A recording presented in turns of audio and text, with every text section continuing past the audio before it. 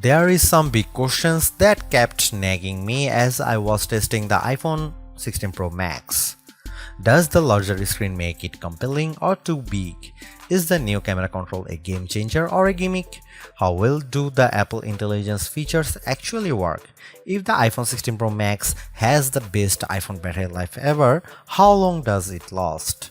After testing this flagship phone for several days, I'd say that it is indeed a handful, and while I am encouraged by some of the Apple Intelligence features I tested in a beta that's arriving next month, more AI capabilities will be coming later. Still, the battery life from the iPhone 16 Pro Max is insane and the camera's predictably great, so this is one of the best phones money can buy. Apple clearly still has some catching up to do with AI, and the design hasn't changed much with the exception of slightly slimmer bezels. But this is the new iPhone I'd buy with my money. I have been a Pro Max user for years, since the iPhone 11 Pro Max, but after testing the new iPhones, I'm actually torn about the iPhone 16 Pro Max. It has the largest display ever of any iPhone at 6.9 inches. Yes, the thinner bezels help keep the device somewhat compact, but it is still taller, wider and heavier than the iPhone 15 Pro Max, which I thought was the near perfect size and weight for a big screen phone. I have gone from feeling like I cheated the system to feeling slightly cheated. This might be an unpopular opinion, but I think the new Pro Max is a little too big, at least for my hands. It's more of a stretch now to do simple things like scrolling through web pages or TikTok, and once you put a case on your iPhone 16 Pro Max, it's like a mini tank. The good news is that the Pro Max is built to be more durable. In addition to having a titanium band, Apple claims that the improved ceramic shield display on this model is 50% tougher than the last generation. We can't drop these units, but on paper it's encouraging. The iPhone 16 Pro Max comes in 4 colors: titanium white, titanium black, natural titanium and desert titanium. Our iPhone 16 Pro came in the natural, which looks fairly modern, but I prefer the desert color as it pops more. The iPhone 16 Pro and Pro Max displays don't get any upgrades in terms of brightness or refresh rate, but they are still among the best OLED panels on a phone. The only main difference is that the screens can scale down to a minimum of 1 nits, which means you can use your phone in bed without disturbing anyone else and get an even dimmer alarm clock. Otherwise, the new iPhone 16 Pro Max screen is largely the same, allowing the Pixel 9 Pro to surge ahead in terms of brightness.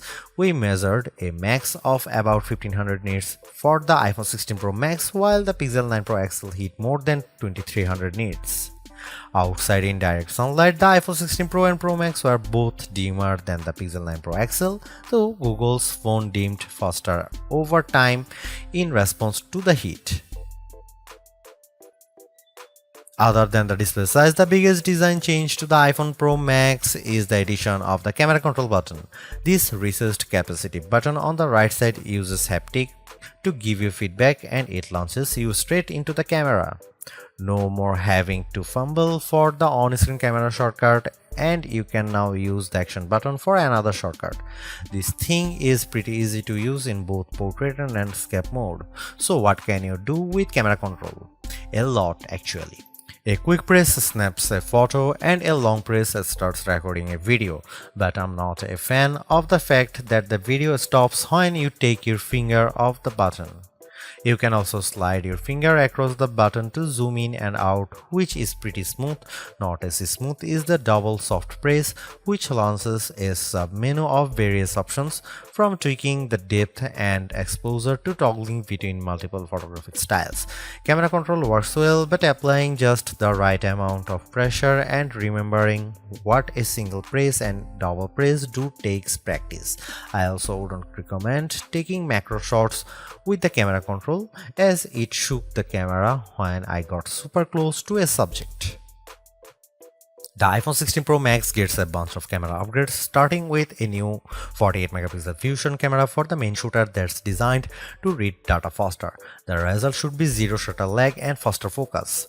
I took some shots of people passing by on scooters and moving taxis at the same time on the iPhone 16 Pro Max and iPhone 15 Pro Max, and the new iPhone was indeed faster. The results were not necessarily sharper too, as you can see in this side-by-side comparison. Here are some camera samples of iPhone 16 Pro Max.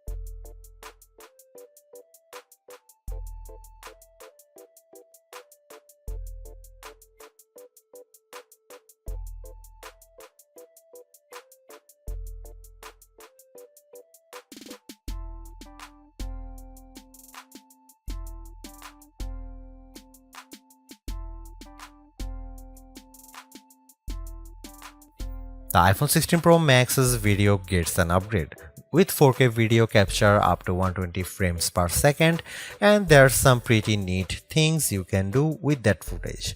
Using the playback speed controls, I could slow down a ping pong match to 50%, 25% or 20%, and the footage still looked sharp. Apple Intelligence is Apple's version of AI that's designed to be more secure and helpful than what Samsung and Google offer. But right now, Apple Intelligence is more of a tease since it's in developer beta right now and it won't launch for the rest of us until October. Even then, certain features won't be available, such as visual intelligence and ChatGPT integration. So what will you be able to do with the Apple Intelligence starting in October? It starts with a new Siri. The assistant has been revamped, starting with a redesigned that makes the whole outside of the display glow when summoned. And you can type to Siri. Now you are in a situation where you don't want to use your voice. Siri is definitely more forgiving of screws up, as you can correct yourself on the fly and it will still get your command right. I started a timer and changed the time mid-sentence without a problem. You can also ask follow-up questions and Siri will get for the context. Apple Intelligence also delivers a wide range of writing tools. You can have the iPhone 16 Pro proofread your copy for grammar and word choice, or get help rewriting if you want to go for, say, a more professional tone. For example, I put together a mock email demanding a raise and I got something back that is much more appropriate. You can also have Apple Intelligence summarize long passages of text, as I did with a few notes. I wish you didn't have to select all text first, but I did get a fairly good summary of the key points for my short list of this video. Don't want to look up how-to articles? Siri leverages large language models and Apple support info to give you step-by-step instructions on how to do lots of stuffs on your iPhone, from making screen recordings to scheduling a text. This is a game changer for kids who play the IT person for their parents like me. If you are looking for an Apple Intelligence feature that tugs at the heartstrings, try making a memory movie. Just enter a key phrase as you prompt and specify the mood, and you will see the iPhone 16 Pro Max create a movie out of thin air complete with music. Cleanup in the Photos app, a way overdue feature compared to what you'll find on the Pixel and Galaxy, but it is still nice to have. You can remove unwanted objects or people in the frame with just a tap. The cleanup feature worked fairly well when I tried to remove a person from a selfie, but you will get the best results if the background isn't too complicated. The iPhone 16 Pro Max features 8GB of RAM and Apple's new A18 Pro chip built on 2nd generation 3nm tech, which blows away the Android competition in CPU performance through not graphics. I was sucked in by the Infinity Nikki game, which was in beta during testing. The open world puzzler has console-like visuals, complete with realistic looking rippling water and smooth animation as you use a special floating dress to jump from one platform to another.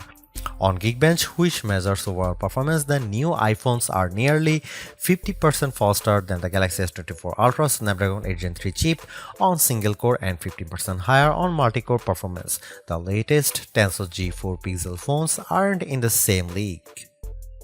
The iPhone 16 Pro Max was also twice as fast than the S24 Ultra in our video editing testing using Adobe Premiere Rush, where we time how long it takes to transport a 4K clip to 1080p.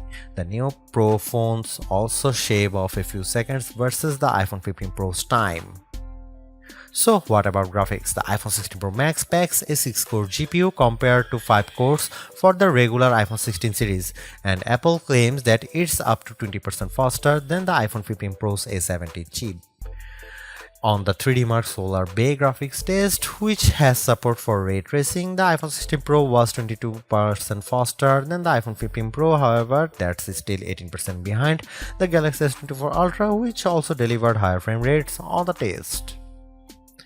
There is one other performance test we ran to see if Apple's claims of better sustained performance are legit. The iPhone 16 Pro Max features a new internal design with a graphite-clad aluminum substructure that's supposed to result in 20% better sustained performance. Interestingly, the iPhone 16 Pro Max turned in a very strong so-called stability score of 84% on our 3D Mark Wildlife stress test, which is better than the 75% from the iPhone 15 Pro Max. But the iPhone 16 Pro hit only 66%. It hit a higher overall loop score but had bigger drop-off. The Galaxy S24 Ultra's score was even worse at 60.4%. Thanks to the larger batteries and other efficiencies, Apple says the iPhone 16 Pro Max has the best iPhone battery life ever, and our testing backs that up. In our battery test, which involves continuous web surfing over 5G at 150 nits of screen brightness, the iPhone 16 Pro Max lasted for an insane 18 hours and 6 minutes. That's 4 hours longer than the iPhone 15 Pro Max and more than an hour longer than the already great Galaxy S24 Ultra. Unfortunately, the iPhone 16 Pro and Pro Max still offer the same lame charging speed. You get just over 30% capacity in 30 minutes from a 30-watt charger, and do not believe the reports that the new iPhone supports 45-watt charging. We tried it and it made no difference. The iPhone 16 Pro Max runs iOS 18 and Apple Intelligence is just one of many new features. You can learn more about it in our full iOS 18 review, but some of the key highlights include the ability to further customize the home screen and control center, as well as a redesigned Photos app that makes it easier to personalize the look and find your photos by topic. iOS 18 also includes messages upgrades such as adding effects to outgoing messages and tapback options, RCS support, and the ability to schedule messages for later. A dedicated passwords app and the ability to pay others with a tap to cash are among the other highlights. The iPhone 16 Pro Max is indeed an iterative upgrade, and maybe it wouldn't feel that way if Apple Intelligence was available today along with all the promised features. Instead, it's going to trickle out over time, so I would not to be in a rush to upgrade. Having said that, I think that iPhone 16 Pro Max is the best phone money can buy right now if you want the biggest screen and longest battery life. It lags in zoom versus the S24 Ultra, but you get more endurance better camera quality and plenty of creative features like photographic styles and audio mix. I actually preferred the AI capabilities of the Pixel 9 Pro XL series with its smarter Gemini Live voice assistant and other features like Add Me for photos and Pixel screenshots. But the Pixel's performance and battery life trail the iPhone 16 Pro Max. For me, the iPhone 16 Pro Max retains its title as the best phone, but it's not because of Apple intelligence.